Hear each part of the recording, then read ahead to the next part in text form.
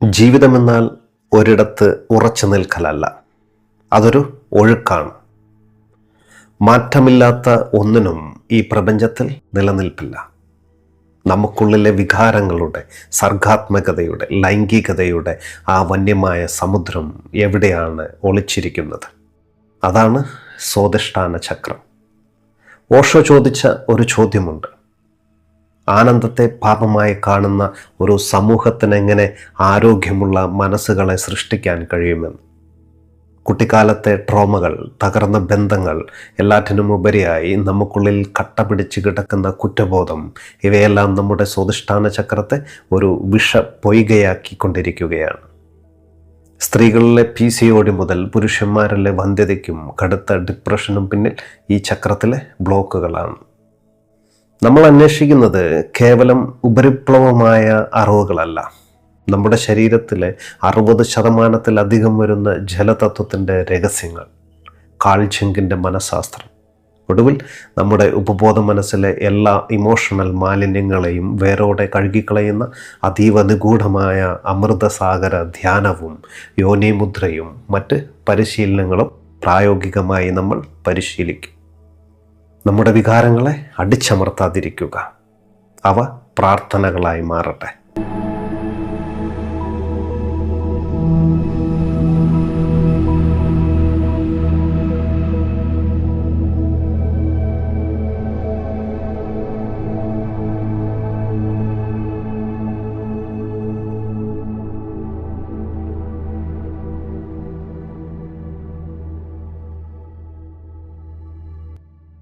ഏറ്റവും പ്രിയമുള്ളവരെ, ദിവ്യബോധ ചിന്തകളിലേക്ക് ഏവർക്കും ഹൃദ്യമായ സ്വാഗതം. നമ്മുടെ ഈ ബൃഹത്തായ ചക്രപരമ്പരയിലെ ഒന്നാമത്തെ ഭാഗത്തിൽ മനുഷ്യനെന്ന കെട്ടിടത്തിൻ്റെ ഏറ്റവും താഴത്തെ അടിത്തറയായ മൂലാധാര ചക്രത്തെക്കുറിച്ച് നമ്മൾ ആഴത്തിൽ മനസ്സിലാക്കി. മൂലാധാരയിൽ നമ്മൾ മണ്ണിൽ ശക്തമായി ചുവടുറപ്പിച്ചു. നമ്മുടെ അസ്തിത്വത്തിൻ്റെ വേരുകൾ ഉറപ്പിച്ചു കഴിഞ്ഞു. എന്നാൽ പ്രിയമുള്ളവരെ, ജീവിതം എന്നത് കേവലം ഒരിടത്ത് മാത്രം ഉറച്ചു നിൽക്കലല്ല. ജീവിതമെന്നാൽ ഒഴുക്കാണ്. ഒഴുക്ക് നിലയ്ക്കുമ്പോൾ വെള്ളം കെട്ടിക്കിടന്ന് മലിനമാകുന്നത് പോലെ ഉള്ളിലെ ഊർജത്തിൻ്റെ ഒഴുക്ക് നിലച്ചാൽ മനുഷ്യനെന്ന ഈ പ്രപഞ്ചവും രോഗാതുരമാകും. മാറ്റമില്ലാത്ത പ്രപഞ്ചത്തിൽ മാറ്റം മാത്രമാണ് ശാശ്വതം. നമുക്കുള്ളിലെ വികാരങ്ങളുടെ വന്യമായ ഒഴുക്ക്, നമ്മുടെ സർഗാത്മകത, നമ്മുടെ ലൈംഗികത, ഇന്ദ്രിയങ്ങളിൽ നിന്നുള്ള സുഖങ്ങളെ അനുഭവിച്ചറിയുവാനുള്ള നമ്മുടെ ശേഷി, ഇവയെല്ലാം നിയന്ത്രിക്കുന്ന ആ രണ്ടാമത്തെ മഹാ ഊർജ കേന്ദ്രമാണ് സ്വാധിഷ്ഠാന ചക്രം. ഇതിനെ സാക്രൽ ചക്ര എന്നും വിളിക്കും. സംസ്കൃതത്തിൽ സ്വ എന്നാൽ സ്വന്തം അല്ലെങ്കിൽ തനതായ എന്നതാണ് അർത്ഥം. അധിഷ്ഠാനം എന്നാൽ ഇരിപ്പിടം, അതായത് ഒരു മനുഷ്യൻ്റെ യഥാർത്ഥ സ്വത്വത്തിൻ്റെ, അവൻ്റെ ആഗ്രഹങ്ങളുടെയും വികാരങ്ങളുടെയും യഥാർത്ഥ ഇരിപ്പിടമാണ് സ്വാധിഷ്ഠാനം. ഇവിടെ നമ്മൾ പരിവേഷണം ചെയ്യുന്നത് സ്വാധിഷ്ഠാന ചക്രത്തിൻ്റെ ഭൗതികവും ശരീരശാസ്ത്രപരവുമായ തലങ്ങളെക്കുറിച്ചാണ്. ഈ പ്രപഞ്ചത്തിലെ ജലതത്വം നമ്മുടെ ശരീരത്തെയും നമ്മുടെ പ്രത്യുൽപാദന അവയവങ്ങളെയും ഹോർമോണുകളെയും എങ്ങനെയാണ് നിയന്ത്രിക്കുന്നത് എന്നതിൻ്റെ നിഗൂഢമായ ശാസ്ത്രീയ രഹസ്യങ്ങളിലേക്ക് നമുക്കൊന്ന് ഇറങ്ങിച്ചെല്ലാം. ആദ്യം നമുക്ക് സ്വാധിഷ്ഠാനത്തിൻ്റെ ശാരീരികമായ സ്ഥാനം കൃത്യമായി അടയാളപ്പെടുത്താം. നമ്മുടെ ശരീരത്തിൽ എവിടെയാണ് ഈ ചക്രം സ്ഥിതി ചെയ്യുന്നതെന്ന് നമുക്ക് നോക്കാം. നമ്മുടെ പൊക്കിളിന് തൊട്ട് താഴെ, ഏകദേശം 2 വിരൽ താഴെയായി, നട്ടെല്ലിൻ്റെ ഉള്ളിലായി നമ്മുടെ പെൽവിക് മേഖലയിലാണ് സ്വാധിഷ്ഠാനം സ്ഥിതി ചെയ്യുന്നത്. നിങ്ങളുടെ കൈകൾ നിങ്ങളുടെ പൊക്കിൾ ചുഴിക്ക് താഴേക്ക് വയ്ക്കുക. ആധുനിക അനാട്ടമി അല്ലെങ്കിൽ മെഡിക്കൽ സയൻസ് പ്രകാരം ഈ ഭാഗത്തെ ഹൈപ്പോ ഗാസ്ട്രിക് പ്ലെക്സസ് അല്ലെങ്കിൽ പെൽവിക് പ്ലെക്സസ് എന്നൊക്കെയാണ് വിളിക്കുന്നത്. നമ്മുടെ അടിവയറ്റിലെയും പെൽവിക് ഭാഗത്തെയും നാഡീഞരമ്പുകളുടെ അതീവ സങ്കീർണമായ ഒരു വലിയ ജംഗ്ഷനാണിത്. ഈ ഊർജകേന്ദ്രം നമ്മുടെ ശരീരത്തിലെ ചില പ്രധാനപ്പെട്ട അവയവങ്ങളുടെ ഭൗതിക പ്രവർത്തനങ്ങളെയാണ് നേരിട്ട് നിയന്ത്രിക്കുന്നത്. നമ്മുടെ വൃക്കകൾ, മൂത്രസഞ്ചി, വൻകുടലിൻ്റെ താഴ്ഭാഗത്തെയല്ല. നമ്മുടെ തലച്ചോറിൽ നിന്ന് തുടങ്ങി ശരീരത്തിലെ പ്രധാന അവയവങ്ങളിലേക്ക് നീളുന്ന വാഗസ്നാഡി എന്നൊരു പ്രധാന ഞരമ്പുണ്ട്. ഈ വാഗസ്നാഡിയുടെ പ്രധാനപ്പെട്ട നാരുകൾ വന്ന് തൊടുന്നത് നമ്മുടെ അടിവയറ്റിലെ ദഹന അവയവങ്ങളായ വയർ, വൻകുടൽ, കരൾ, വൃക്കകൾ എന്നിവയിലാണ്. ഈ അടിവയർ മേഖലയെ ശാസ്ത്രം സബ് ഡയഫ്രമാറ്റിക് റീജിയൻ എന്നുകൂടി വിളിക്കുന്നുണ്ട്. നമ്മുടെ നാഡീവ്യൂഹത്തിൻ്റെ ഏറ്റവും പുരാതനമായ കേന്ദ്രമാണിത്. നമുക്കുള്ളിലെ പ്രതിരോധ സംവിധാനങ്ങളെയും വൈകാരിക അലയൊളികളെയും നിയന്ത്രിക്കുന്ന ഡോർസൽ, വാഗൽ, സിമ്പത്തറ്റിക് നാഡീവ്യൂഹം എന്നിവയുടെ വേരുകൾ കിടക്കുന്നത് ഈ ആഴങ്ങളിലാണ്.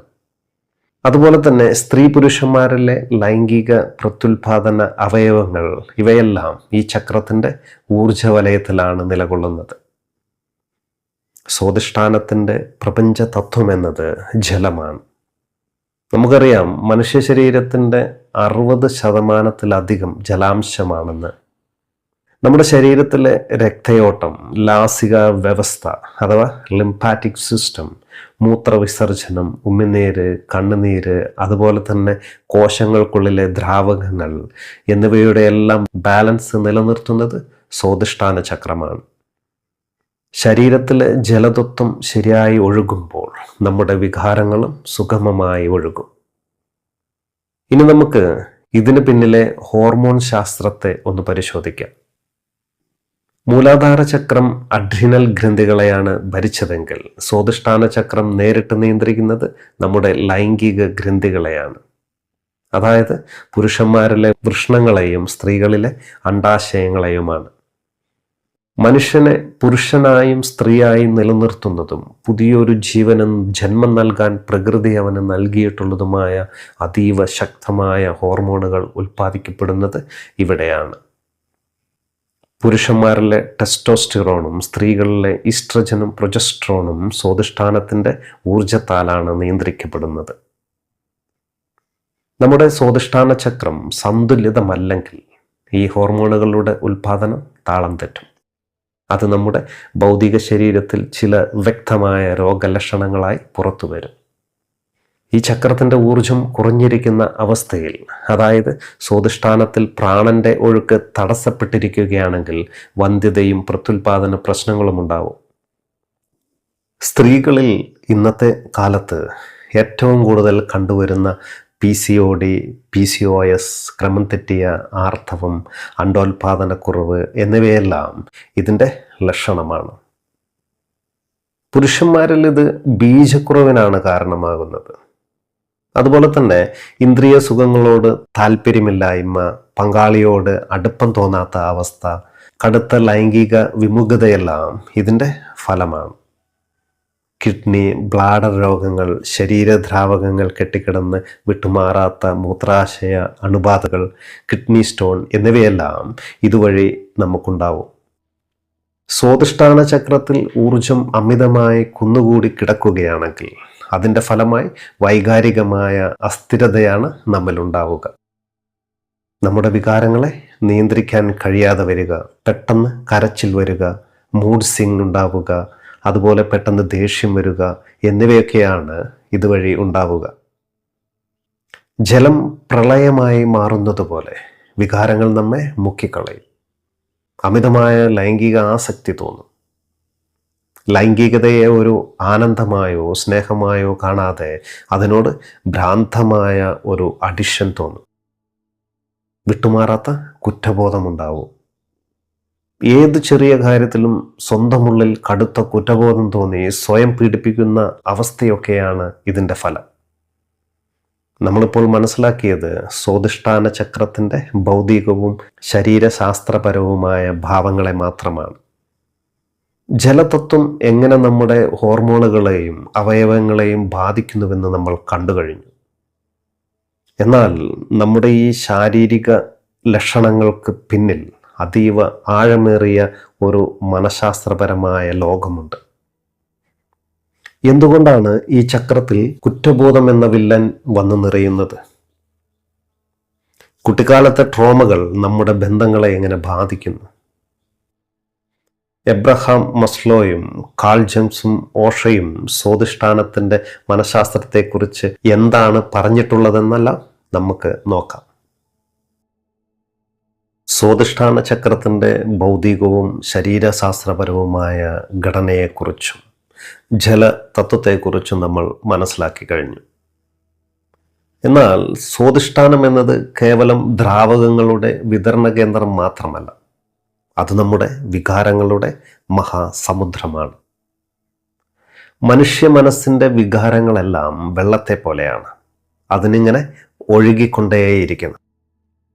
എന്നാൽ ആധുനിക സമൂഹത്തിൽ ജീവിക്കുന്ന നമ്മൾ പലപ്പോഴും നമ്മുടെ വികാരങ്ങളെ അടിച്ചമർത്താനാണ് പഠിക്കുന്നത്. സ്വാധിഷ്ഠാന ചക്രത്തിൻ്റെ ഏറ്റവും വലിയ ശത്രു, അതിനെ പൂർണ്ണമായും ബ്ലോക്ക് ചെയ്യുന്ന വില്ലൻ കുറ്റബോധമാണ്. കുട്ടിക്കാലത്ത് നമ്മൾ അനുഭവിക്കേണ്ടി വരുന്ന കർശനമായ നിയന്ത്രണങ്ങൾ അല്ലെങ്കിൽ ലൈംഗികമായ ട്രോമകൾ ഈ ചക്രത്തിൽ വലിയ ആഘാതങ്ങൾ സൃഷ്ടിക്കുന്നുണ്ട്. നമുക്ക് കടുത്ത വിഷമമോ ഭയമോ അല്ലെങ്കിൽ നാളെയെക്കുറിച്ചുള്ള ആശങ്കകളോ ഉണ്ടാകുമ്പോൾ നമ്മുടെ വയറ്റിൽ ഒരു പിടുത്തം അല്ലെങ്കിൽ ഒരു അസ്വസ്ഥത അനുഭവപ്പെടാറില്ലേ? നമ്മൾ സാധാരണ പറയാറുണ്ട്, പേടിച്ചിട്ട് വയറ്റിൽ നിന്നും എന്തോ മറിഞ്ഞു വരുന്നു എന്ന്. ശാസ്ത്രം ഇതിനെ വിസറൽ റിയാക്ഷൻ എന്ന് വിളിക്കുന്നു. കൃത്യമായി പറഞ്ഞാൽ നമ്മുടെ മനസ്സിന് സുരക്ഷിതത്വമില്ലായ്മ തോന്നുമ്പോൾ ശരീരം ആ വികാരം പ്രകടിപ്പിക്കുന്നത് നമ്മുടെ വയറ്റിലൂടെയാണ്. വികാരങ്ങൾ ഉള്ളിൽ നിന്ന് പുറത്തേക്ക് ഇരച്ചു കയറുന്ന ഒരു അവസ്ഥയാണിത്. കുട്ടിക്കാലത്ത് നമ്മൾ നിരന്തരം നിരസിക്കപ്പെടുകയോ ചെറുതാക്കി കാണിക്കപ്പെടുകയോ ശാരീരികമായോ മാനസികമായോ ഉള്ള പീഡനങ്ങൾ അനുഭവിക്കുകയോ ചെയ്തിട്ടുണ്ടെങ്കിൽ മറ്റുള്ളവരുമായുള്ള അതിരുകൾ തിരിച്ചറിയാൻ നമ്മൾ പരാജയപ്പെടും. ഇതിൻ്റെ ഫലമായി 2 അവസ്ഥകൾ നമ്മുടെ സ്വാധിഷ്ഠാനത്തിൽ ഉണ്ടാകാം. ഒന്നാമത്തത് ഫ്ലഡിംഗ് ആണ്. അതായത് മറ്റുള്ളവരുടെ നെഗറ്റീവ് വികാരങ്ങളെ സ്വന്തം വികാരങ്ങളായി ഏറ്റെടുത്ത് നമുക്കുള്ളിൽ നിറയ്ക്കുക എന്നത്. ചുരുക്കി പറഞ്ഞാൽ മറ്റുള്ളവർക്ക് വേണ്ടി ജീവിച്ച് സ്വന്തം വ്യക്തിത്വം ഇല്ലാതാക്കുക എന്ന് സാരം. രണ്ടാമത്തത് ഡിസ്കണക്റ്റ് ആവുക എന്നതാണ്. മറ്റുള്ളവരുടെയും സ്വന്തം ഉള്ളിലെയും വികാരങ്ങളെ കൃത്യമായി റീഡ് ചെയ്യാൻ കഴിയാതെ പൂർണ്ണമായി വൈകാരികമായി ഉൾവലിയുക എന്നതാണ്. നോക്കൂ, ആനന്ദം കണ്ടെത്തുന്നത് തെറ്റാണ്, ലൈംഗിക ചിന്തകൾ പാപമാണ് എന്നിങ്ങനെയുള്ള കടുത്ത കുറ്റബോധം നമ്മുടെ ഉപബോധ മനസ്സിൽ നിറയുമ്പോൾ സ്വാധിഷ്ഠാനത്തിലെ ഊർജം മരവിച്ചു പോകുകയാണ് ചെയ്യുക. ഈ ചക്രം അസന്തുലിതമാകുമ്പോൾ മനുഷ്യൻ ഒന്നുകിൽ വികാരങ്ങൾ ഒട്ടുമില്ലാത്ത ഒരു കല്ല് പോലെയായി മാറും, അല്ലെങ്കിൽ വികാരങ്ങളുടെ വേലിയേറ്റത്തിൽ സ്വന്തം നിയന്ത്രണം നഷ്ടപ്പെടുന്ന അവസ്ഥയിലുമാകും. മറ്റുള്ളവരുമായി ആരോഗ്യകരമായ ബന്ധങ്ങൾ സ്ഥാപിക്കാൻ ഇവർക്ക് കഴിയില്ല. ഒന്നുകിൽ അമിതമായ പറ്റി നിൽക്കൽ അല്ലെങ്കിൽ ആരെയും അടുപ്പിക്കാത്ത വിമുഖത ഇവരിൽ പ്രകടമാകും. നമ്മൾ മൂലാധാര ചക്രത്തിൽ കണ്ടതുപോലെ എബ്രഹാം മസ്ലോയുടെ മനഃശാസ്ത്ര പിരമിഡും സ്വാധിഷ്ഠാനവുമായി അതീവ ആഴമേറിയ ബന്ധമുണ്ട്. പിരമിഡിൻ്റെ ഏറ്റവും താഴെയുള്ള അടിസ്ഥാന ആവശ്യങ്ങളായ ഭക്ഷണം, പാർപ്പിടം, സുരക്ഷിതത്വം മൂലാധാരയിൽ ഉറപ്പിച്ചു കഴിഞ്ഞാൽ മനുഷ്യൻ അടുത്തതായി എന്താണ് തിരയുക?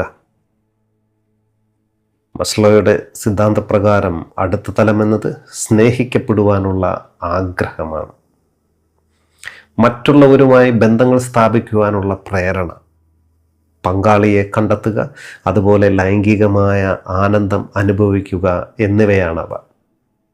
മനുഷ്യനൊരു സാമൂഹിക ജീവിയായി മാറുന്നത് ഈ ഘട്ടത്തിലാണ്.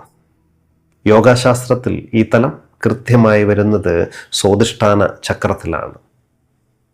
നമ്മുടെ മൂലാധാര ചക്രം സുരക്ഷിതമാണെങ്കിൽ പോലും നമ്മുടെ സ്വാധിഷ്ഠാനം ബ്ലോക്കാണെങ്കിൽ നമുക്ക് ജീവിതത്തിൽ സ്നേഹമോ സമാധാനമോ അനുഭവിക്കാൻ കഴിയില്ല.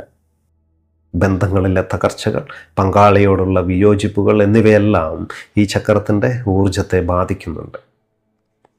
ഭൗതിക സുരക്ഷിതത്വത്തിൽ നിന്നും വൈകാരികമായ ആനന്ദത്തിലേക്ക് മനുഷ്യൻ ചുവടുവെക്കുന്നത് ഈ സ്വാധിഷ്ഠാനത്തിലൂടെയാണ്.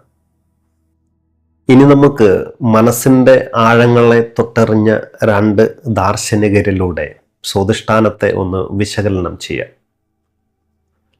ആ രണ്ടുപേർ, ഒന്ന് ഓഷോയും മറ്റൊന്ന് ആധുനിക മനഃശാസ്ത്രജ്ഞനായ കാൾ ഗുസ്താവ് ജംഗുമാണ്. ഓഷോയുടെ ദർശനം എന്നത് ആനന്ദത്തിൽ നിന്ന് പരമാനന്ദത്തിലേക്കെന്നാണ്. ഓഷോ എപ്പോഴും പറഞ്ഞിരുന്നു, ആനന്ദത്തെ പാപമായി കാണുന്ന ഒരു സമൂഹമാണ് ലോകത്തിൽ ഏറ്റവും വലിയ രോഗാതുരമായ മനസ്സ് സൃഷ്ടിക്കുന്നതെന്ന്. ആനന്ദം എന്നത് പ്രകൃതിയുടെ നിയമമാണ്. സ്വാധിഷ്ഠാനം എന്നത് എല്ലാത്തരം ഇന്ദ്രിയ സുഖങ്ങളുടെയും ഗേറ്റ് വേ ആണ്. നല്ല ഭക്ഷണം ആസ്വദിക്കുന്നത്, നല്ല സംഗീതം കേൾക്കുന്നത്, ലൈംഗികമായ ആനന്ദം അനുഭവിക്കുന്നതെല്ലാം സ്വാധിഷ്ഠാനത്തിൻ്റെ ഭാവങ്ങളാണ്. ഓഷോ വ്യക്തമാക്കുന്നത്, ഈ ആനന്ദങ്ങളെ അടിച്ചമർത്താതെ അവയിലൂടെ ബോധപൂർവം കടന്നു പോകുമ്പോൾ മാത്രമേ മനുഷ്യന് പരമാനന്ദം എന്താണെന്ന് മനസ്സിലാക്കാൻ കഴിയൂ എന്നാണ്. സ്വാധിഷ്ഠാനത്തിലെ ഈ ഊർജത്തെ ഭയപ്പെടാതെ സ്നേഹത്തോടെ സ്വീകരിക്കുമ്പോൾ അത് പരിവർത്തനം ചെയ്യപ്പെടുകയും ആത്മീയതയുടെ അടുത്ത തലങ്ങളിലേക്ക് ഉയരുകയും ചെയ്യും. ഇനി നമുക്ക് ജംഗിൻ്റെ ദർശനത്തെ നോക്കാം. അദ്ദേഹം മനുഷ്യൻ്റെ ഉപബോധ മനസ്സിലെ രണ്ട് പ്രധാന ഭാവങ്ങളെക്കുറിച്ച് സംസാരിച്ചിട്ടുണ്ട്. ഓരോ പുരുഷൻ്റെ ഉള്ളിലും ഒരു സ്ത്രീ ഭാവമുണ്ട്. അതിനെ അദ്ദേഹം അനിമ എന്ന് വിളിച്ചു. ഓരോ സ്ത്രീയുടെ ഉള്ളിലും ഒരു പുരുഷഭാവവുമുണ്ട്. അതിനെ അദ്ദേഹം അനിമസ് എന്നും വിളിച്ചു. നമ്മുടെ സ്വാധിഷ്ഠാന ചക്രമാണ് ഉള്ളിലെ ഈ സ്ത്രീ പുരുഷ ഊർജങ്ങൾ പരസ്പരം കണ്ടുമുട്ടുന്ന ഇടം. നമുക്കുള്ളിലെ ഈ രണ്ട് ഊർജങ്ങളും സന്തുലിതാവസ്ഥയിലല്ലെങ്കിൽ നമ്മൾ ഈ ബാഹ്യലോകത്തിൽ തിരഞ്ഞെടുക്കുന്ന ബന്ധങ്ങളും പരാജയമായിരിക്കും. സ്വാധിഷ്ഠാനത്തെ ശുദ്ധീകരിക്കുന്നതിലൂടെ മാത്രമേ നമുക്കുള്ളിലെ ഈ വൈകാരിക വൈരുദ്ധ്യങ്ങളെ പരിഹരിക്കുവാനും പൂർണ്ണമായ മാനസികാരോഗ്യം കൈവരിക്കുവാനും സാധിക്കൂ എന്ന് ജംഗിൻ്റെ മനഃശാസ്ത്ര ദർശനങ്ങൾ അടിവരയിട്ട് പറയുകയാണിവിടെ. നമ്മളിപ്പോൾ സ്വാധിഷ്ഠാന ചക്രത്തിൻ്റെ ശാരീരിക തലവും വൈകാരിക മനഃശാസ്ത്രപരമായ ആഴങ്ങളും പൂർണ്ണമായും മനസ്സിലാക്കി കഴിഞ്ഞു. കുറ്റബോധവും അടിച്ചമർത്തപ്പെട്ട വികാരങ്ങളും എങ്ങനെ നമ്മുടെ മനസ്സിനെ ഈ ചക്രത്തിൽ തളച്ചിടുന്നുവെന്ന് നമ്മൾ കണ്ടു. എന്നാൽ ഇതിനുമപ്പുറം തന്ത്രശാസ്ത്രത്തിൻ്റെ അതീവ നിഗൂഢമായ പ്രതീകങ്ങളും അമൃതിൻ്റെയും സർഗാത്മകതയുടെയും ഉറവിടമായ ഈ ചക്രത്തിൻ്റെ നാദരഹസ്യവും എന്താണ്? ഒരു കലാകാരൻ്റെ സൃഷ്ടിപരമായ തീപ്പൊരി സ്വാധിഷ്ഠാനത്തിൽ എങ്ങനെയാണ് ജ്വലിക്കുന്നത് എന്നൊക്കെ നമുക്ക് നോക്കാം. നമ്മളിപ്പോൾ സ്വാധിഷ്ഠാന ചക്രത്തിൻ്റെ ശാരീരികവും മനഃശാസ്ത്രപരവുമായ തലങ്ങളിലൂടെ സഞ്ചരിച്ചു. ഇനി നമ്മൾ കടക്കുന്നത് തന്ത്രശാസ്ത്രത്തിലെ ഏറ്റവും നിഗൂഢവും മനോഹരവുമായ പ്രതീകങ്ങളിലേക്കാണ്. തന്ത്രശാസ്ത്രത്തിൽ പ്രതീകങ്ങൾ എന്നത് വെറും ചിത്രങ്ങളല്ല. അവ നമ്മുടെ ഉപബോധ മനസ്സിനോട് നേരിട്ട് സംവേദനം നടത്തുന്ന അതീവ ശക്തമായ ജാമതീയ ഊർജ രൂപങ്ങളാണ്. പരമ്പരാഗത തന്ത്രശാസ്ത്ര ഗ്രന്ഥങ്ങളിൽ സ്വാധിഷ്ഠാന ചക്രത്തെ ചിത്രീകരിച്ചിരിക്കുന്നത് 6 ഇതളുകളുള്ള ഓറഞ്ച് നിറത്തിലുള്ള താമരയായാണ്. ഈ 6 ഇതളുകൾ മനുഷ്യൻ്റെ ബോധത്തെ താഴേക്ക് വലിക്കുന്ന അല്ലെങ്കിൽ സ്വാധിഷ്ഠാനത്തിൽ കുടുങ്ങിക്കിടക്കുന്ന 6 നെഗറ്റീവ് ഭാവങ്ങളെ പ്രതിനിധീകരിക്കുന്നു. കാമം, ക്രോധം, ലോഭം, മോഹം, മതം, മാത്സര്യം എന്നിവയാണവ. കാമം എന്നത് ഒന്നിനെ അമിതമായി ആഗ്രഹിക്കുന്ന അവസ്ഥയാണിത്. അത് കേവലം ലൈംഗിക ആസക്തി മാത്രമല്ല, പണം, പ്രശസ്തി, സൗകര്യം എന്നിവയോടുള്ള അമിതമായ കൊതിയാണ്. ഇത് കിട്ടിയാൽ മാത്രമേ എനിക്ക് സമാധാനം ലഭിക്കൂ എന്ന ചിന്തയാണ് കാമം. ഇത് നമ്മുടെ മനസ്സിനെ എപ്പോഴും അശാന്തമാക്കിയാണ് നിർത്തുക. ക്രോധം എന്നത് ആഗ്രഹിച്ചത് നടക്കാതെ വരുമ്പോൾ ഉണ്ടാകുന്ന വികാരമാണ്, ദേഷ്യം അഥവാ ക്രോധം. നാം പ്രതീക്ഷിച്ച പോലെ കാര്യങ്ങൾ സംഭവിക്കാതെ വരുമ്പോൾ ഉള്ളിലുള്ള സമാധാനം നഷ്ടപ്പെടും. ഈ ക്രോധം ഒരാളുടെ വിവേകത്തെ പൂർണ്ണമായും മറച്ചു കളയും. ലോഭമെന്നത് ഉള്ളതുകൊണ്ട് തൃപ്തിപ്പെടാതെ കൂടുതൽ വേണമെന്ന ആർത്തിയാണ് ലോഭം. ലഭിച്ചതിനെ പങ്കുവയ്ക്കുവാനുള്ള മനസ്സില്ലായ്മയും എപ്പോഴും പിടിച്ചു വാങ്ങുവാനുള്ള പ്രവണതയും ഇതിൻ്റെ ലക്ഷണമാണ്. ഇതൊരു വ്യക്തിയെ എപ്പോഴും ദരിദ്രനാക്കി നിർത്തുകയാണ് ചെയ്യുക. എത്ര കിട്ടിയാലും മതിയാകാത്ത അവസ്ഥ. മോഹത്തെ നോക്കിയാൽ തെറ്റിദ്ധാരണയാണ് മോഹം. ശാശ്വതമല്ലാത്ത കാര്യങ്ങളെ, ഉദാഹരണത്തിന് ശരീരം, ബന്ധങ്ങൾ, പദവി, ഇവയെല്ലാം ശാശ്വതമാണെന്ന് വിശ്വസിക്കുകയും അതിൽ അമിതമായി പറ്റിപ്പിടിച്ചിരിക്കുകയും ചെയ്യുന്ന അവസ്ഥയാണിത്. സത്യം എന്താണെന്ന് മനസ്സിലാക്കാൻ കഴിയാത്ത അവസ്ഥയാണ് മോഹം. മതം എന്നത് അഹങ്കാരമാണ്.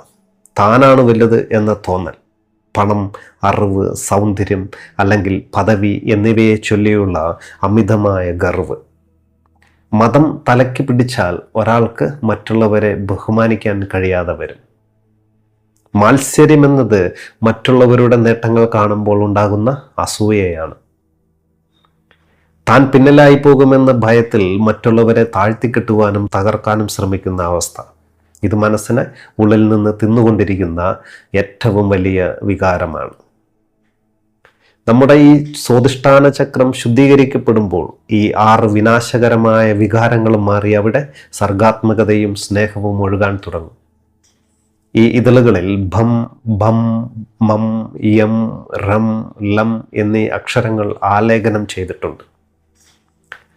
ഈ താമരയുടെ ഉള്ളിലായി ഒരു വെളുത്ത അർദ്ധ ചന്ദ്രനെ കാണാൻ കഴിയും. തന്ത്രത്തിൽ ചന്ദ്രൻ എന്നത് ജലതത്വത്തിൻ്റെയും മനുഷ്യ മനസ്സിൻ്റെയും പ്രതീകമാണ്. ചന്ദ്രന്റെ വലിപ്പ ചെറുപ്പങ്ങൾ കടലിൽ വേലിയേറ്റവും വേലിയിറക്കവും ഉണ്ടാക്കുന്നത് പോലെ നമ്മുടെ വികാരങ്ങളെ നിയന്ത്രിക്കുന്നതും ഈ ചന്ദ്രതത്വമാണ്. കൂടാതെ ഈ ചക്രത്തിൻ്റെ വാഹനമായി ചിത്രീകരിച്ചിരിക്കുന്നത് മകരം എന്ന പുരാണ ജീവിയെയാണ്. മുതലയുടെ ശരീരവും വാലുമുള്ള ഒരു വിചിത്ര ജീവിയാണത്. എന്തുകൊണ്ടാണ് മുതലയെ ചിത്രീകരിച്ചിരിക്കുന്നത്? ഈ മുതല വെള്ളത്തിൻ്റെ ആഴങ്ങളിൽ ഒളിച്ചിരുന്ന് ഇരയെ പെട്ടെന്ന് പിടികൂടുന്ന ജീവിയാണ്. ഇത് നമ്മുടെ ഉപബോധ മനസ്സിൻ്റെ ആഴങ്ങളിൽ ഒളിച്ചു കിടക്കുന്ന ക്രൂരമായ ആഗ്രഹങ്ങളുടെയും വന്യമായ മൃഗീയ പ്രേരണകളുടെയും പ്രതീകമാണ്. ഇതിനെ മെരുക്കുമ്പോൾ മാത്രമേ ഊർജത്തിന് മുകളിലേക്ക് ഒഴുകുവാൻ കഴിയുകയുള്ളൂ. ഇനി നമ്മൾ സ്വാധിഷ്ഠാനത്തിൻ്റെ ഏറ്റവും അത്ഭുതകരമായ ഭാവത്തിലേക്ക് കടക്കുകയാണ്. അതാണ് സർഗാത്മകത അഥവാ ക്രിയേറ്റിവിറ്റി. സ്വാധിഷ്ഠാനം എന്നാൽ സൃഷ്ടിയുടെ കേന്ദ്രമാണ്. ഒരു സ്ത്രീയുടെ ഉള്ളിൽ പുതിയൊരു ജീവന്, ഒരു കുഞ്ഞിന് ജന്മം നൽകാൻ പ്രകൃതി നൽകിയിട്ടുള്ള ഭൗതികമായ ശക്തി ഈ ചക്രത്തിലാണ് കിടക്കുന്നത്. എന്നാൽ ആത്മീയ തലത്തിലും മാനസിക തലത്തിലും ഈ സൃഷ്ടിപരമായ ഊർജം കേവലം പ്രജനനത്തിന് മാത്രമല്ല ഉപയോഗിക്കുന്നത്.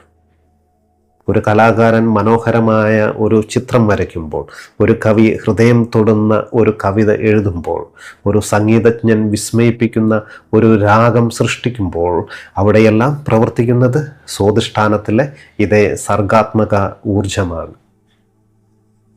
തന്ത്രശാസ്ത്രത്തിൽ ഇതിനെ സബ്ലിമേഷൻ എനർജി എന്ന് വിളിക്കുന്നു. അതായത് താഴത്തെ ചക്രങ്ങളിലുള്ള ലൈംഗിക ഊർജത്തെയും വികാരങ്ങളെയും അടിച്ചമർത്താതെ അവയെ ഉന്നതമായ കലയാക്കി മാറ്റി പരിവർത്തനം ചെയ്യുക എന്നതാണ് ഇതിനർത്ഥം. നമുക്കുള്ളിൽ സർഗാത്മകത ജ്വലിച്ചു നിൽക്കുമ്പോൾ നമ്മുടെ സ്വാധിഷ്ഠാനം അതീവ സന്തുലിതമായിരിക്കും. ജീവിതത്തെ വെറുപ്പോടെ കാണാതെ അതിനെ വിസ്മയത്തോടെ നോക്കിക്കാണാൻ ഈ സൃഷ്ടിപരമായ തീപ്പൊരി നമ്മെ സഹായിക്കും. പ്രപഞ്ചത്തിലെ എല്ലാ ഭൗതിക പദാർത്ഥങ്ങൾക്കും, കോശങ്ങൾക്കും, അവയവങ്ങൾക്കും ഒരു പ്രത്യേകതരം കമ്പനമുണ്ടെന്ന് നമ്മൾ മനസ്സിലാക്കിയിട്ടുണ്ട്, അല്ല? ജലതത്വത്തിൻ്റെ അല്ലെങ്കിൽ സ്വാധിഷ്ഠാന ചക്രത്തിൻ്റെ ആ അടിസ്ഥാന ഫ്രീക്വൻസിയെ ഉണർത്തുന്ന ബീജമന്ത്രമാണ് വം എന്നത്. മനുഷ്യ ശരീരത്തിൻ്റെ 60% ജലാംശമാണ്. ജലത്തിൻ്റെ പ്രത്യേകത അതിന് ഓർമ്മശക്തിയുണ്ട് എന്നതാണ്. നമ്മൾ പുറപ്പെടുവിക്കുന്ന ശബ്ദങ്ങൾ ശരീരത്തിലെ ജലതത്വത്തെ നേരിട്ട് സ്വാധീനിക്കും. നമ്മൾ പൂർണ്ണമായ ശ്രദ്ധയോടെ വം എന്നുച്ചരിക്കുമ്പോൾ ആ ശബ്ദതരംഗങ്ങൾ നമ്മുടെ പൊക്കിളിന് താഴെയുള്ള പെൽവിക് മേഖലയിൽ ശക്തമായ പ്രകമ്പനങ്ങൾ സൃഷ്ടിക്കും. ഈ നാദം സ്വാധിഷ്ഠാനത്തിൽ വർഷങ്ങളായി കെട്ടിക്കിടക്കുന്ന കുറ്റബോധത്തെയും വൈകാരികമായ മരവിപ്പിനെയും സാവധാനം അലിയിപ്പിച്ചു കളയും. നദിയുടെ ഒഴുക്കിനെ തടസ്സപ്പെടുത്തുന്ന പാറക്കെട്ടുകളെ വെള്ളം തകർക്കുന്നത് പോലെ വം മന്ത്രത്തിൻ്റെ കമ്പനങ്ങൾ നമുക്കുള്ളിലെ ഇമോഷണൽ ബ്ലോക്കുകളെ തകർത്ത് പ്രാണന്റെ ഒഴുക്കിനെ സുഗമമാക്കും. ഇപ്പോൾ നമ്മൾ സ്വാധിഷ്ഠാന ചക്രത്തിൻ്റെ നിഗൂഢമായ താന്ത്രിക് പ്രതീകങ്ങളും സർഗാത്മകതയുടെ രഹസ്യങ്ങളും ശരീരത്തിലെ ജലത്തെ ഉണർത്തുന്ന മന്ത്രശാസ്ത്രവും പൂർണ്ണമായി മനസ്സിലാക്കി കഴിഞ്ഞു. എന്നാൽ കെട്ടിക്കിടക്കുന്ന ആ ഇമോഷണൽ മാലിന്യങ്ങളെയും കുറ്റബോധത്തെയും ഒഴുക്കിക്കളയാൻ സഹായിക്കുന്ന ഏറ്റവും രഹസ്യവും പ്രായോഗികവുമായ ആക്ടിവേഷൻ വിദ്യകൾ ഏതൊക്കെയാണെന്ന്, ഉള്ളിലെ ആ ഓറഞ്ച് നിറത്തിലുള്ള അമൃതസാഗരത്തെ നമുക്ക് എങ്ങനെ ഉണർത്താമെന്നും നോക്കാം നമുക്ക്. പ്രിയമുള്ളവരെ, നമ്മൾ സ്വാധിഷ്ഠാന ചക്രത്തിൻ്റെ ശാരീരിക, മാനസിക, താന്ത്രിക വശങ്ങളെക്കുറിച്ച് ഏറ്റവും ആഴത്തിലുള്ള അറിവുകൾ വിശകലനം ചെയ്തു. ഇനി നമ്മൾ കടക്കുന്നത് ഏറ്റവും പ്രധാനപ്പെട്ട ഭാഗത്തേക്കാണ്, അതായത് സ്വാധിഷ്ഠാന ചക്രത്തിൻ്റെ ആക്ടിവേഷനിലേക്കാണ്. സ്വാധിഷ്ഠാന ചക്രത്തിൻ്റെ പ്രപഞ്ചതത്വം ജലമായതുകൊണ്ട് തന്നെ ഈ ചക്രത്തെ സുഖപ്പെടുത്തുവാനും ഉണർത്തുവാനുമുള്ള ഏറ്റവും നിഗൂഢമായ വഴി പ്രകൃതിയിലെ ജലവുമായി നേരിട്ട് ബന്ധപ്പെടുക എന്നതാണ്. തന്ത്രശാസ്ത്രത്തിൽ പറയുന്ന ഒരു ജലശുദ്ധിക്രിയ ഇതിനായി നമുക്ക് ഉപയോഗിക്കാവുന്നതാണ്. നമ്മൾ ദിവസവും കുളിക്കുമ്പോൾ അല്ലെങ്കിൽ ഒഴുകുന്ന ഒരു പുഴയിലോ കടലിലോ ഇറങ്ങി നിൽക്കുമ്പോൾ ഈ ക്രിയ നമുക്ക് ചെയ്യാവുന്നതാണ്. വെള്ളം നമ്മുടെ ശരീരത്തിലൂടെ ഒലിച്ചിറങ്ങുമ്പോൾ കണ്ണുകളടച്ച് നമ്മുടെ ശ്രദ്ധ മുഴുവൻ പൊക്കിളിന് താഴെയുള്ള സ്വാധിഷ്ഠാന മേഖലയിലേക്ക് കൊണ്ടുവരണം. നമുക്കുള്ളിൽ വർഷങ്ങളായി കെട്ടിക്കിടക്കുന്ന എല്ലാ ലൈംഗിക കുറ്റബോധങ്ങളും, അടിച്ചമർത്തപ്പെട്ട വികാരങ്ങളും, ബന്ധങ്ങളിലെ തകർച്ച നൽകിയ വേദനകളും ഈ വെള്ളത്തോടൊപ്പം നമ്മുടെ ശരീരത്തിൽ നിന്നും ഒഴുകിക്കളയുന്നതായി തീവ്രമായി ഭാവന ചെയ്യണം. ഒഴുകുന്ന വെള്ളത്തിന് നെഗറ്റീവ് മെമ്മറിയെ തുടച്ചു മാറ്റുവാനുള്ള ഒരു നിഗൂഢമായ ശക്തിയുണ്ട്. വെള്ളം നമ്മെ ബാഹ്യമായി മാത്രമല്ല ആന്തരികമായും ശുദ്ധീകരിക്കുന്നുണ്ട് എന്ന് ഉറച്ച് വിശ്വസിക്കണം. സ്വാധിഷ്ഠാന ചക്രത്തിലെ തടസ്സങ്ങളെ മാറ്റി ഊർജത്തെ ഉണർത്താൻ തന്ത്രത്തിലും ഹഠയോഗത്തിലും ഉപയോഗിക്കുന്ന വിലപിടിപ്പുള്ള 2 മുദ്രകളുണ്ട്. ഒന്നാമത്തത് അശ്വിനി മുദ്രയുടെ 2ാം തലമാണ്. അതിനായി നമുക്ക് സുഖാസനത്തിലിരിക്കാം. നമ്മൾ ശ്വാസം ഉള്ളിലേക്കെടുത്തുകൊണ്ട് നമ്മുടെ മലദ്വാര പേശികളെയും അതിനോടൊപ്പം നമ്മുടെ ജനനേന്ദ്രിയ പേശികളെയും ഒരേ സമയം ഉള്ളിലേക്ക് വലിച്ച് മുകളിലേക്ക് ഉയർത്തണം. 5 സെക്കൻഡ് നേരം ശ്വാസം അടക്കി പിടിച്ച് ആ ഊർജത്തെ പൊക്കിളിന് താഴെ കേന്ദ്രീകരിക്കണം. പിന്നീട് സാവധാനം ശ്വാസം വിട്ടുകൊണ്ട് പേശികളെ അയച്ചുവിടാം. ഇത് സ്വാധിഷ്ഠാന മേഖലയിലെ മരവിപ്പ് മാറ്റി അവിടുത്തെ ഹോർമോൺ ഗ്രന്ഥികളെ ഉത്തേജിപ്പിക്കും. ഒരു 5 മിനിറ്റ് നേരം ഇത് നമുക്ക് ചെയ്യാവുന്നതാണ്. രണ്ടാമത്തത് യോനി മുദ്രയാണ്. ഇത് നമുക്ക് എല്ലാവർക്കും പരിചിതമായ മുദ്രയാണ്. നമ്മുടെ 2 ചൂണ്ടുവിരലുകളുടെയും അഗ്രങ്ങൾ പരസ്പരം ചേർത്ത് ഭൂമിയിലേക്ക് ചൂണ്ടിപ്പിടിക്കണം. നിങ്ങളുടെ തള്ളവിരലുകൾ മുകളിലേക്കും ചൂണ്ടിയിരിക്കണം. ബാക്കി വരുന്ന 3 വിരലുകൾ പരസ്പരം ഇതുപോലെ ചേർത്ത് പിടിച്ചുകൊണ്ട് നമ്മുടെ അടിവയറ്റിന് നേരെ വെച്ച് നമുക്ക് ധ്യാനിക്കാവുന്നതാണ്. ഇതിൻ്റെ ശാസ്ത്രീയ വശം എന്നത് ഈ മുദ്ര നമുക്കുള്ളിലെ സ്ത്രീ പുരുഷ ഊർജങ്ങളെ ഒന്നിപ്പിക്കുമെന്നതാണ്. ബാഹ്യലോകത്തേക്ക് ചിതറിപ്പോകുന്ന നമ്മുടെ വികാരങ്ങളെ ഉള്ളിലേക്ക് തിരിച്ചുവിട്ട് മനസ്സിന് അതീവ ശാന്തത നൽകാൻ ഈ മുദ്രയ്ക്ക് കഴിയും. മറ്റൊരു പരിശീലനം എന്നത് ബുദ്ധാബല്ലി ശ്വസനക്രിയയാണ്. നമ്മുടെ ഈ ആധുനിക സമൂഹം നമ്മെ പഠിപ്പിച്ചത് വയറെപ്പോഴും ഉള്ളിലേക്ക് ഒതുക്കി പിടിക്കണമെന്നാണ്. എന്നാൽ നമ്മൾ നിരന്തരമായി അടിവയറ്റിലെ പേശികളെ മുറുക്കി പിടിക്കുമ്പോൾ നമ്മുടെ ശ്വാസം ശ്വാസകോശത്തിൻ്റെ മുകളിൽ മാത്രം ഒതുങ്ങിപ്പോകും. ഇത് നമ്മുടെ നാഡീവ്യൂഹത്തെ എപ്പോഴും ഒരു ഭയത്തിൻ്റെ അവസ്ഥയിലാണ് നിർത്തുക. പൂർണ്ണമായ ഒരു ശ്വാസം ഉള്ളിലേക്ക് എടുക്കുവാൻ നമ്മൾ ആദ്യം ചെയ്യേണ്ടത് അടിവയറ്റിലെ പേശികളെ അയച്ചുവിടുക എന്നതാണ്. ഇതിൻ്റെ ഒന്നാം ഘട്ടമായി നമുക്ക് ഒരു കസേരയിലോ അല്ലെങ്കിൽ ഒരു മെഡിറ്റേഷൻ കുഷ്യനിലോ അതീവ സുഖകരമായി ഇരിക്കാം. നട്ടല് നേരെയാക്കണം. എന്നിട്ട് നമ്മുടെ ശരീരം ഒട്ടും മുറുക്കി പിടിക്കാതെ നമ്മുടെ എല്ലുകളെ ഒരു റെഫറൻസ് പോയിന്റായി കണ്ടുകൊണ്ട് ശരീരത്തെ ശാന്തമാക്കണം. രണ്ടാം ഘട്ടത്തിൽ നമ്മുടെ അടിവയറ്റിലെ പേശികളെ പൂർണ്ണമായി ലൂസാക്കി അയച്ചുവിടണം. നമ്മുടെ ആന്തരിക അവയവങ്ങൾക്ക് ഉള്ളിൽ ഇടം നൽകുന്നത് പോലെ തോന്നണം. മൂന്നാം ഘട്ടത്തിൽ സാവധാനത്തിൽ ഒരു ശ്വാസം നമ്മുടെ വയറിലേക്ക് എടുക്കണം. ശ്വാസം അകത്ത് നിറയുമ്പോൾ നമ്മുടെ വയറും കരളും കുടലുകളും വായുവിനാൽ നിറയുന്നത് ഭാവന ചെയ്യണം. വയറൊരു ബലൂൺ പോലെ മുന്നോട്ടിങ്ങനെ വികസിക്കണം. നാലാമത്തെ ഘട്ടത്തിൽ വയറിനുള്ളിലേക്ക് ശ്വാസം എടുത്തു വിട്ടുകൊണ്ട് നിങ്ങളുടെ ശ്രദ്ധ മുഴുവൻ പൊക്കിൾ ചുഴിക്ക് ചുറ്റുമുള്ള താഴത്തെ ഭാഗത്തേക്ക് കൊണ്ടുവരണം. അതായത് നമ്മുടെ സ്വാധിഷ്ഠാന ചക്രത്തിൻ്റെ അടുത്തേക്ക് നമ്മുടെ ശ്രദ്ധയെ കൊണ്ടുവരണം. അവിടെ ഓക്സിജൻ നിറയുമ്പോൾ സ്വാധിഷ്ഠാനത്തിൻ്റെ ആ ഓറഞ്ച് ഊർജ പ്രവാഹം ഉണരുന്നത് അനുഭവിച്ചുകൊണ്ടിരിക്കുക. അത് നമുക്ക് ഒരു 10 മിനിറ്റ് നേരം അതിനെ അനുഭവിച്ചു കൊണ്ടിരിക്കാം. അതുപോലെ സ്വാധിഷ്ഠാന ചക്രത്തെ ഉണർത്താനുള്ള ഒരു മാന്ത്രിക വിദ്യ കൂടിയുണ്ട്. ഇതിൻ്റെ പേര് അമൃത പ്രവാഹ ക്രിയ എന്നാണ്. നിങ്ങളുടെ ശ്വാസത്തെയും ശരീരത്തിൻ്റെ സൂക്ഷ്മ ചലനങ്ങളെയും കോർത്തിണക്കിക്കൊണ്ടുള്ള ഒരു താന്ത്രിക് പരിശീലനമാണിത്. ഇത് ചെയ്യുന്ന രീതി എന്നത് സുഖാസനത്തിൽ നട്ടല് നേരെയാക്കി ഇരിക്കണം. കൈകൾ യോനിമുദ്രയിൽ അടിവയറ്റിന് നേരെ വെക്കണം. കണ്ണുകൾ പതുക്കെ അടച്ചുകൊണ്ട് ശ്വാസം ഉള്ളിലേക്ക് എടുക്കുമ്പോൾ നമ്മുടെ അടിവയറിനെ സാവധാനം മുന്നോട്ട് വികസിപ്പിക്കണം. അതോടൊപ്പം നമ്മുടെ ഇടുപ്പ് നേരിയ രീതിയിൽ മുന്നോട്ട് ചലിപ്പിക്കണം. ശ്വാസം പൂർണ്ണമായും പുറത്തു വിടുമ്പോൾ അടിവയറിനെ ഉള്ളിലേക്ക് വലിച്ച് നമ്മുടെ നട്ടലിനോട് ചേർക്കാൻ ശ്രമിക്കണം. അതോടൊപ്പം നമ്മുടെ പെൽവിക് പേശികളെ സാവധാനം പുറകോട്ട് ചലിപ്പിക്കുകയും വേണം. ഇതിൻ്റെ നിഗൂഢ രഹസ്യമെന്നത് നമ്മൾ ശ്വാസത്തിനനുസരിച്ച് ഇടുപ്പ് മുന്നോട്ടും പിന്നോട്ടും ചലിപ്പിക്കുമ്പോൾ നമ്മുടെ നട്ടെല്ലിൻ്റെ താഴ്ഭാഗത്തൊരു നദിയുടെ അലയൊലികൾ പോലെ ഊർജം ചലിക്കാൻ തുടങ്ങും. ഈ ചലനം സാക്രൽ പ്ലെക്സസിലെ രക്തയോട്ടത്തെ ഇരട്ടിയാക്കും.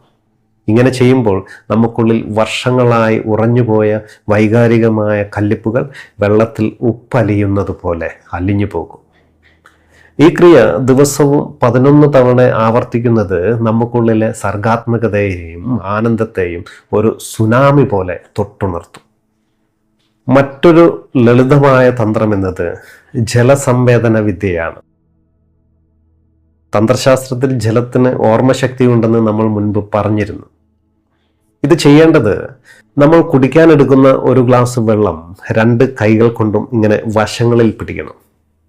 നമ്മുടെ ശ്രദ്ധ അടിവയറ്റിലെ ഓറഞ്ച് പ്രകാശത്തിലേക്ക് കൊണ്ടുവരണം. ഞാൻ ഭയങ്ങളിൽ നിന്നും കുറ്റബോധത്തിൽ നിന്നും മുക്തനാണ്, എൻ്റെ ഉള്ളിൽ ആനന്ദവും സർഗാത്മകതയും ഒഴുകുന്നു എന്ന ചിന്തയെ ആ വെള്ളത്തിലേക്ക് പ്രസരിപ്പിക്കണം. അതിനുശേഷം ആ വെള്ളം അതീവ ആസ്വാദനത്തോടെ കുടിക്കാം. നമ്മുടെ ശരീരത്തിലെ 60% വരുന്ന ജലത്തെ ഉണർത്താൻ ഇത് നമ്മെ സഹായിക്കും. ഈ ചക്ര ആക്ടിവേഷൻ ചെയ്യാനുള്ള മറ്റൊരു മാർഗം അമൃത സാഗര ധ്യാനമാണ്. ഈ മെഡിറ്റേഷൻ ആവശ്യപ്പെടുന്നവർക്കായി മാറ്റിവെച്ചിരിക്കുകയാണ്. സ്വാധിഷ്ഠാന ചക്രത്തിൻ്റെ ഈ മഹായാത്ര നമ്മളിവിടെ പൂർണ്ണമാക്കുകയാണ്. ജീവിതം കെട്ടിക്കിടക്കുവാനുള്ളതല്ല, അത് ഒഴുക്കുവാനുള്ളതാണ്. നിങ്ങളുടെ വികാരങ്ങളെ ഭയപ്പെടാതെ, കുറ്റബോധമില്ലാതെ പ്രകൃതിയുടെ ആനന്ദത്തെ അനുഭവിക്കുക. നിങ്ങൾക്കുള്ളിലെ സർഗാത്മകതയെ തൊട്ടുണർത്തുക. വേരുകൾ ശക്തമാകുമ്പോൾ, ഒഴുക്ക് സുഗമമാകുമ്പോൾ നമുക്കുള്ളിലെ ബോധം അടുത്ത തലത്തിലേക്ക് ഉയരും.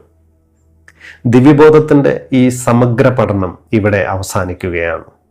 അടുത്ത ചക്രത്തിൻ്റെ രഹസ്യങ്ങളുമായി നമ്മൾ കണ്ടുമുട്ടും. ഒത്തിരി സ്നേഹത്തോടെ ദിവ്യബോധം. നന്ദി, നമസ്കാരം.